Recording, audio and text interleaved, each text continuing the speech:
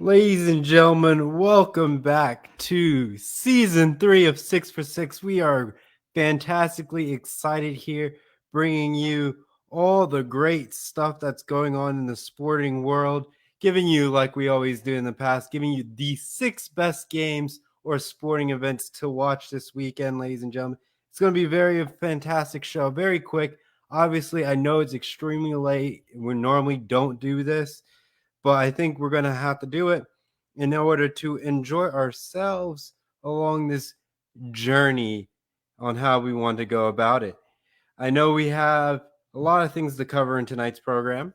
We got, six shows, not six shows, but 6 sporting events to really cap off of, how this season's going to go. I'm trying to multitask and share this video as well. Gonna make it easy, short, sweet for myself. Best thing I can do is, do roll with the punches. Alrighty, I'm like half tasking. All right, but let's get underway. We're gonna do a quick recap of our show, of what we got going on. So last season, I should say, we had a great record of 97, 89, and 2. Very great, very good for our first season that we are keeping track of our wins and losses. Definitely going to be some improvements along the way as we learn how to make better predictions for ourselves. But, we're going to give our record, our winning percentage was over, 50%, was 51.6.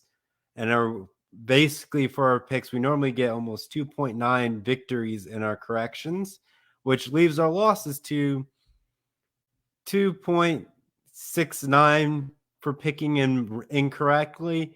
And that gives us a losing average from like the entire season of season 2 of 47%, almost 47.34% this season, ladies and gentlemen. I am so thrilled, excited, and trying to figure out sharing at the same time. It's going to be, like I said, challenging in itself. And I think I'm almost there. And yes, ladies and gentlemen, we are actually we're multitasking and get it done. Without further ado,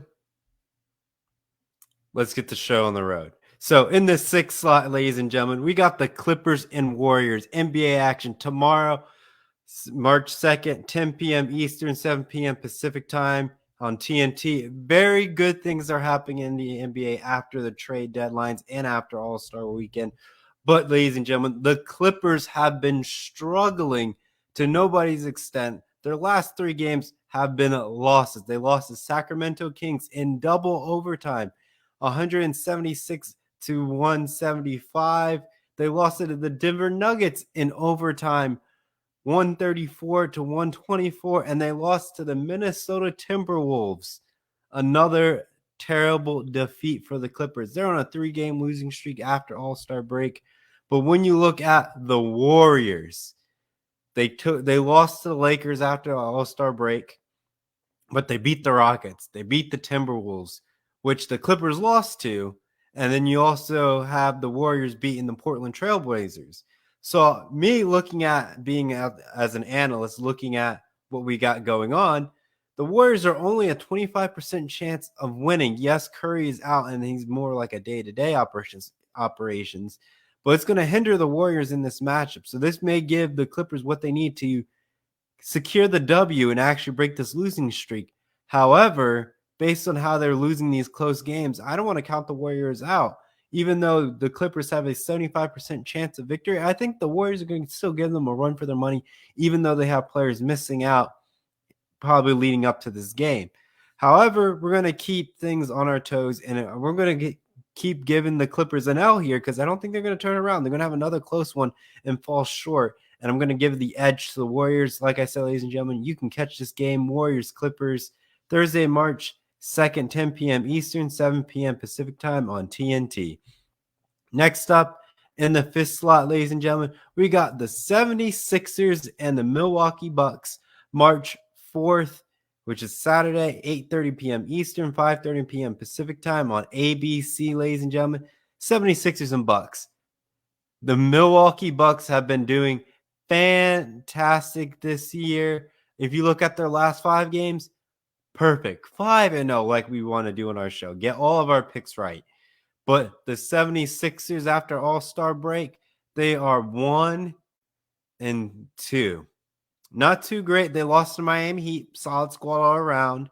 They lost to the Boston Celtics by 3, but they beat the Memphis Grizzlies by 5. So when you look at this across the board, 76ers are playing it close. But when you look at the Milwaukee Bucks, a great overall record. They're 44-17 with a homestand of 26-5. So like the Milwaukee Bucks are home. I don't think they're going to lose and slip up here. I'm going to give the dub to the Milwaukee Bucks. If this was in Philadelphia, I could see the 76ers finding a way to squeak it out. But this is going to be the first road game for the 76ers since the All-Star break. So I think the 76ers are looking to be hungry. Different scenery, maybe turning around, but I think the Milwaukee Bucks take care of business coming off of their road trip against the Brooklyn Nets. But obviously this is on Saturday, so there may be some games in between there. But with what I have on the data that I have, this is what we're looking at.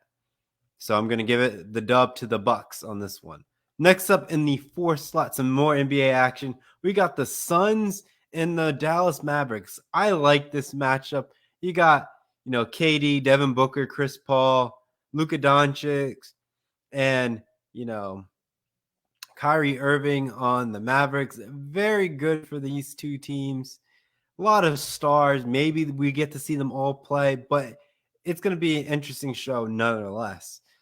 But when you look at the Dallas Mavericks since the All-Star break, they're 1-2, similar to, I would say, ladies and gentlemen, to the 76ers, not doing too hot. But also the Phoenix Suns are in the same boat. They lost to the Bucks by 3. They beat OKC 124-115, but lost to the Clippers before All-Star weekend. So you kind of get a feel how many games that the Suns have been playing with the new trades and all the stuff is going on. So it's definitely going to be an interesting matchup. And plus, the Mavericks are at home. And if you want to look at their home stand, the Mavericks are 20-12 at home. And the Suns are 13-19 on the road. Not going to be an easy task going into Dallas, ladies and gentlemen. So we're going to keep things on the run. And I'm going to give the dub to the Mavericks. I think just their home field and just taking care of business, even though they have some rough games that they had after All-Star weekend. But I think this Mavericks team is adding some good pieces to make them a good contending team in the West. Obviously, the West is going to be very interesting once we reach NBA playoffs and seeing how that goes, as well as the playing tournament. But if you look at the overall records between the Suns and Mavericks, the Suns are 34-29, and the Dallas Mavericks are 32-31. And you got to look at their winning percentage for this game in total.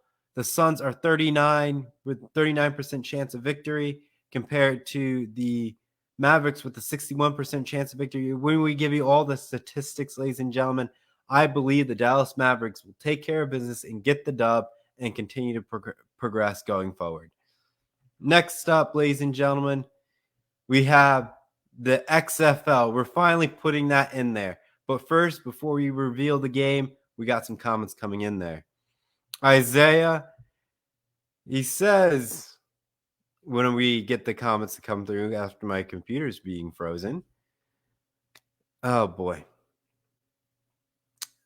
Well, gotta love it when your computer system freezes on you. So we're going to keep talking as we go through.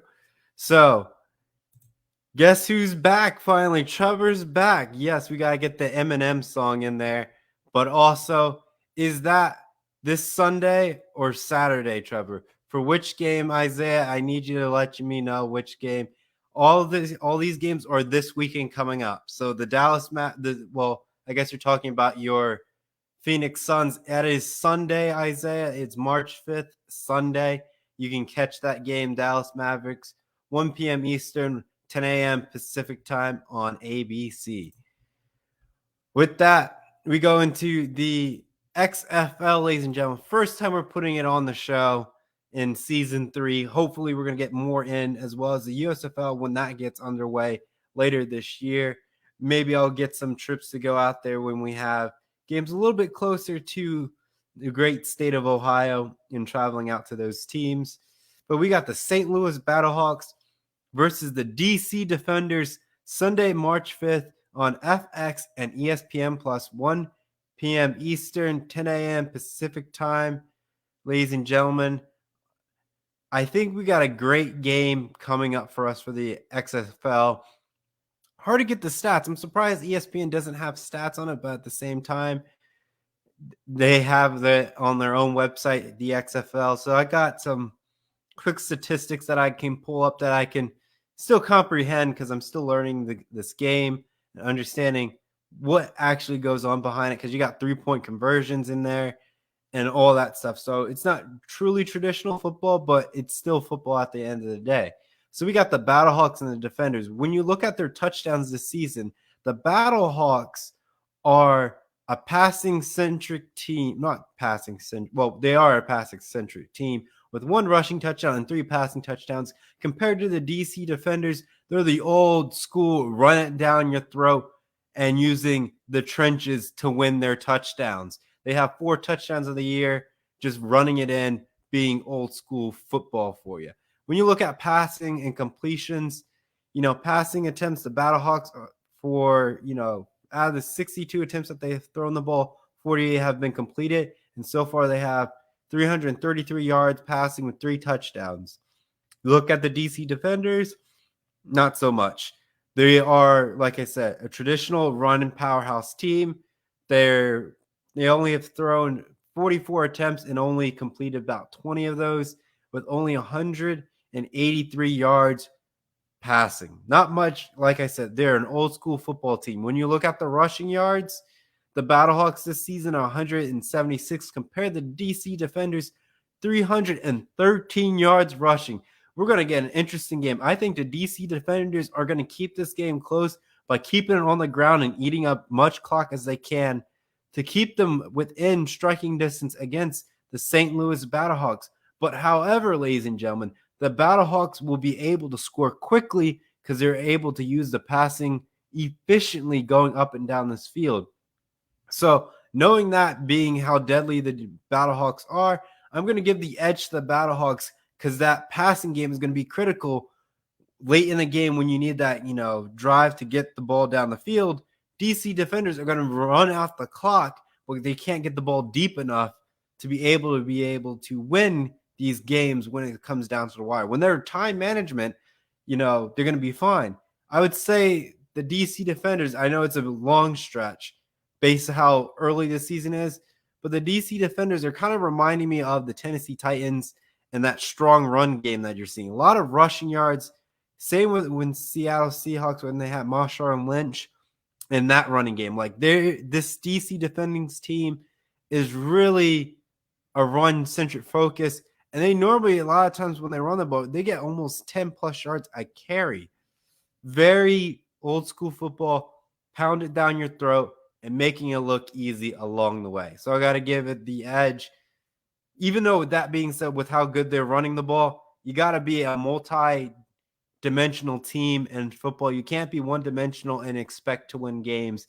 It can happen, but you got to be able to throw the ball and run the ball to be able to compete. I think that's the very basic lines of sports and football. Just be able to have that balanced game plan where you can make adjustments and still be able to perform and make sure the ball gets in the hands of your key players so you can win a football in a sporting contest or the football game that we have here. But I'm going to give the edge to the St. Louis Battlehawks over the DC Defenders. You can catch this game Sunday, March 5th on FX as well as ESPN Plus. You can catch it on 1 p.m. Eastern, 10 a.m. Pacific time. Next up, we got some women college hoops.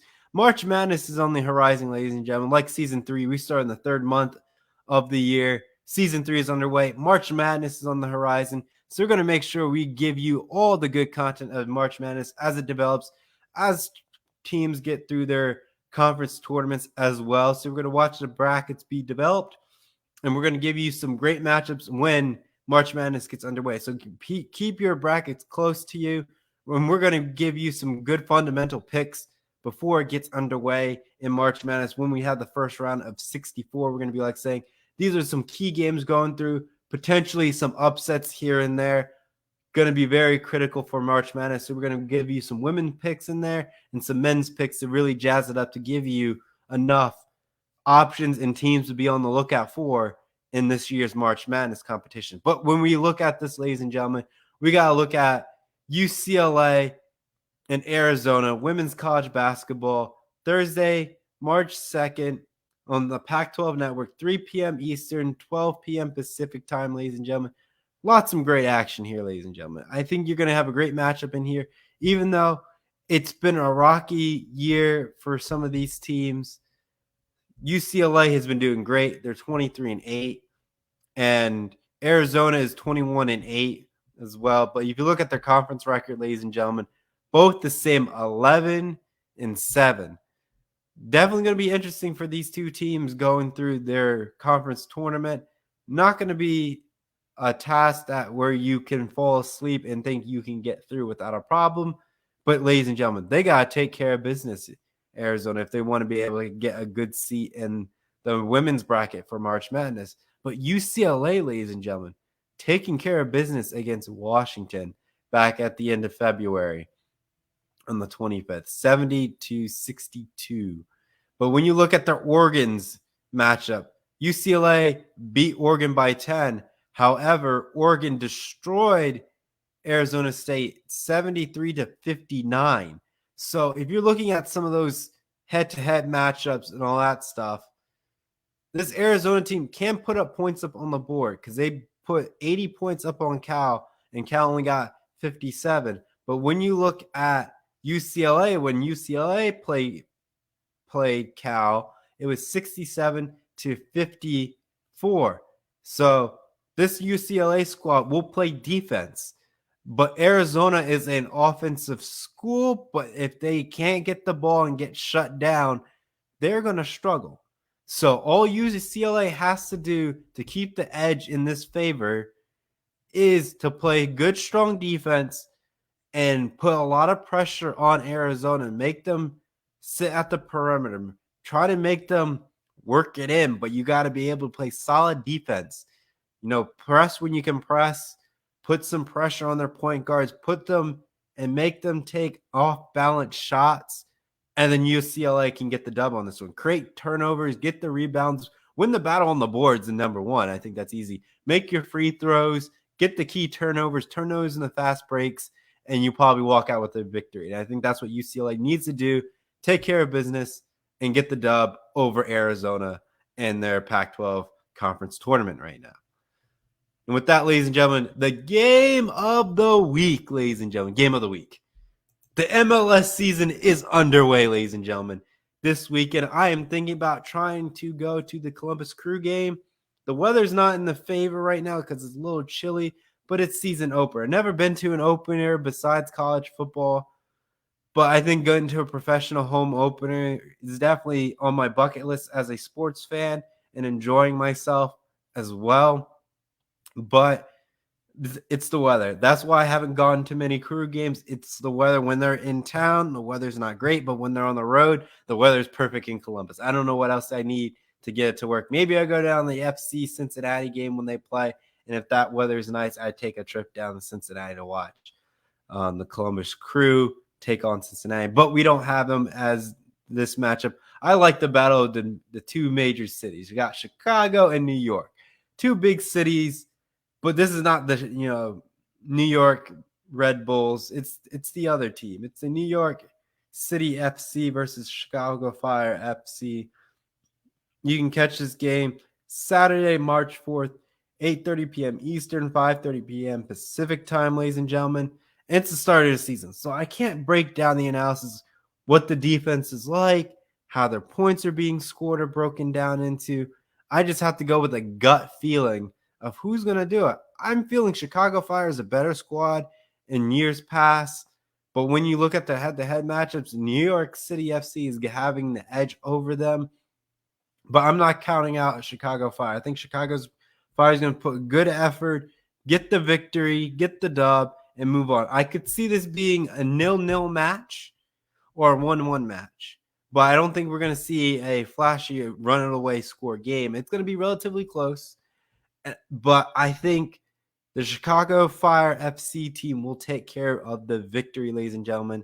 And I'll give them the benefit of the doubt of winning it and securing their dub to start the season of the MLS and the quest for the MLS Cup. Without further ado, we'll do a quick recap and we'll get you on out of here. Thank you so much for tuning in late to this late night program. I know it's approaching 11 p.m. Eastern time, a very quick show, but we're able to get it out for you guys. I understand we only have Facebook going. YouTube wasn't cooperating because I got it to submit it for StreamYard, but I had to wait 24 hours before I can start streaming on that. So we're going to do our work and due diligence to get this episode out there, get people involved, to get some views and all that fun stuff. But without further ado, ladies and gentlemen, the podcast for this episode will be uploaded tomorrow. I understand we got some games happening throughout about, but we'll take care of business and make sure we're all set up and going through that. We just need to get some content out there and get things moving, Without further ado, ladies and gentlemen, thank you so much for watching. This episode will be uploaded tomorrow as well, even though we have some games going on. But we'll make sure we're trying to get this done before some of the games get on the way. However, we do have some games happening during the day. So that will be that. So we're going to be doing some quick tweets about it and get people to the Facebook page and all that fun stuff. We'll try to put up a video as well tonight. So it's on YouTube so we can share that as well, ladies and gentlemen. But without further ado, let me do a quick recap and get you on out of here. So right now, ladies and gentlemen, in the 6th spot, we got the Clippers and Warriors Thursday, March 2nd, 10 p.m. Eastern, 7 p.m. Pacific time on TNT. And I have the Warriors taking care of business on this one. Next up, ladies and gentlemen, in the 6th spot, we have the 76ers versus the Milwaukee Bucks, Saturday, March 4th, 8:30 p.m. Eastern, 5:30 p.m. Pacific time on ABC. Next up, ladies, and I would say the Bucks are taking care of business in this one. In the 4th slot, ladies and gentlemen, we have the Suns versus the Dallas Mavericks, Sunday, March 5th, 1 p.m. Eastern, 10 a.m. Pacific time on ABC, and I have the Mavericks winning it. Next up, we got XFL, ladies and gentlemen, St. Louis Battlehawks versus DC Defenders, Sunday, March 5th on FX and ESPN on 1 p.m. Eastern, 10 a.m. Pacific time, ladies and gentlemen, and I have the St. Louis Battlehawks winning it. Next up, we got some women in college hoops, UCLA, number 19 in the nation versus Arizona, 21st in the nation. I see I have UCLA twice in there. That is a typo, ladies and gentlemen. Thursday, March 2nd on the Pac-12 network, 3 p.m. Eastern, 12 p.m. Pacific time, ladies and gentlemen. I have UCLA winning it. Last but not least, ladies and gentlemen, Chicago Fire FC versus New York City FC, Saturday, March 4th, 8:30 p.m. Eastern, 5:30 p.m. Pacific time. And I have Chicago Fire winning it, ladies and gentlemen. Without further ado, like I said, last season's record, we're going to try to beat it. We got 97 and 89 and 2. Hopefully we crack 100 this year. I know we missed 2 months of solid sports and commentating, so we're going to have to make that up in the summertime and get a lot of more episodes in. But, ladies and gentlemen, we're going to try to beat this record. We're going to try to get the milestone cross over 100 and have a great season 3 of 6 for 6. Without further ado, thank you so much for tuning in tonight's episode of 6 for 6. Enjoy the sports and as well as all the different sporting events I did not mention. And sit back, enjoy those, and we'll catch you here next time on 6 for 6. So long for now. Bye-bye.